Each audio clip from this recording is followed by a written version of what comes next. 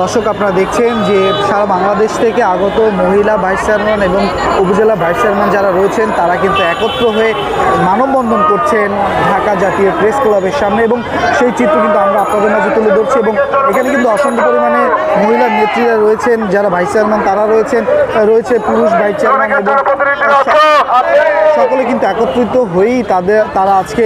তাদের পূর্ণ বহলের জন্য কিন্তু তারা আজকে মানববন্ধন করছে এবং তারা বলছে যে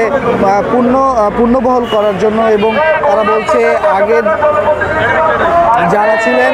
ভাইস চেয়ারম্যান এবং মহিলা ভাইস চেয়ারম্যান তাদেরকে স্ব পদে পূর্ণবহল রাখতে হবে, সেই জন্য কিন্তু তারা আজকে মানববন্ধন করছে প্রেস ক্লাবের সামনে। এবং দেখতে পাচ্ছেন যে অসংখ্য পরিমাণে মহিলা ভাইস চেয়ারম্যান থেকে শুরু করে সকলে একত্রিত হয়েই কিন্তু তারা বিভিন্ন স্লোগান নিয়ে মুখরিত করে রেখেছে প্রেস ক্লাবের সামনে। এবং প্রেস ক্লাবের সামনে থেকে কিন্তু আপনারা দেখছেন